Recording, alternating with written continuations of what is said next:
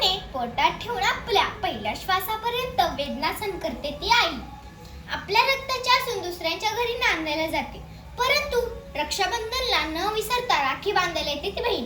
मुलगी कोणाची, बहीण कोणाची, तरी अखेरच्या श्वासापर्यंत आपल्याला साथ देते ती पत्नी. पुरुषांच्या जीवनात महिलांचे प्रमुख स्थान आहे. खरं तर महिलांशिवाय आपले जीवन दिवा असून ज्योत नसल्यासारखे आहे. नमस्कार, माझे नाव आराध्य शिवाजी गजबा. तुम्हाला सर्वांना जागतिक महिला दिनाच्या खूप साऱ्या शुभेच्छा. हसत मुखाने गीतही आले आज हो तुमच्या पुढे. हसत मुखाने गीतही आले आज हो तुमच्या पुढे.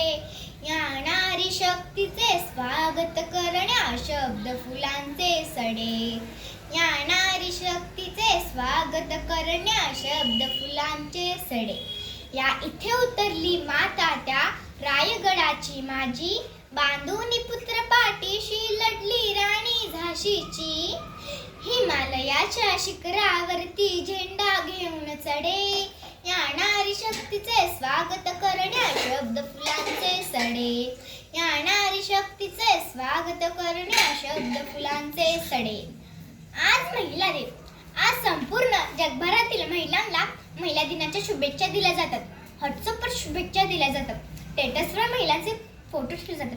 परंतु स्त्रियांचे महत्त्व फक्त या एका दिवसापुरते मर्यादित आहे का? प्रत्येक दिवस स्त्रियांचा का असू शकत नाही? बैलपोळ्याला ज्याप्रमाणे वर्षभर दावणीला बैलांची मिरवणूक काढून त्यांना गोडथोड खायला मिळते आणि पुन्हा वर्षभर दावणीला बांधायला मोकळे, अशी तर आपल्या स्त्रियांची अवस्था होत नाही ना? यावर गांभीर्याने विचार करायला हवा. स्त्री म्हणजे नेमकं काय? स्त्री म्हणजे वेगळं काही नसतं. ती पण एक मनुष्य असते. तिचं पण एक आयुष्य असते. तुडवली तर नागी नसते, डिवचली तर वाघी नसते, तहाण्या बाळाची नीज असते, कडाडली तर वीज असते. आणि बरं का, तिच्याच गर्भात साऱ्या भविष्याचे बीज असते. स्त्री म्हणजे शक्ती असते. स्त्रीमध्ये अफाट शक्ती असते असं आपण म्हणतो. परंतु तिचं रक्षण करण्यासाठी तिला वडील, भाऊ, नवरा, मुलगा यांची गरज का बरं भासते? त्याला एकच कारण आहे. तिच्या मनात लहानपणापासून बिंबवले जातात की तू मुलगी आहेस, हे नको करूस, ते नको करूस. बाहेर जायचं असेल तर दादाला घेऊन जा. खेळ खेळता नाही आपण मुलींना पहिल्यांदा भांडी आणून देतो. त्यापेक्षा त्यांना लहानपणापासून कुस्ती, बॉक्सिंग, कराटे यासारखे खेळ शिकवले तर त्यांचं रक्षण करण्यासाठी कोणत्याही पुरुषाची मदत लागणार नाही. स्त्री सगळे दुःख पचवू शकते, सगळे वार परतून लावू शकते, पण तिच्या आत्मसन्मानावर झालेला वार ती कधीही पचवू शकत नाही. स्त्रीला समजून घेणे हे प्रत्येकाला जमत नाही. ज्याला स्त्री आई म्हणून का आली तो जिजाऊचा शिवबा झाला, आणि ज्याला स्त्री बहीण म्हणून का आली तो मुक्ताईचा ज्ञानदेव झाला, आणि ज्याला स्त्री मैत्री म्हणून का आली तो राधेचा श्याम झाला, आणि ज्याला स्त्री पत्नी म्हणून का आली तो सीतेचा राम झाला.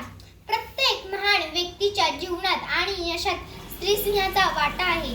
शेवटी एवढेच म्हणे, अवघ्या कुटुंबाचा तू आभार यातच तुझं सामावलेलं जग. अवघ्या कुटुंबाचा तू आभार यातच तुझं सामावलेलं जग. हा एक तरी दिवस तू फक्त स्वतःसाठी जग. हा एक तरी दिवस तू फक्त स्वतःसाठी जग. शेवटी एक छोटीशी कविता बोलून मी माझे 4 शब्द संपवते. माझ्या कवितेचे बोल आहे तुझ्यातली तू. मरगळलेल्या मनाला उल्हासित कधी करशील का?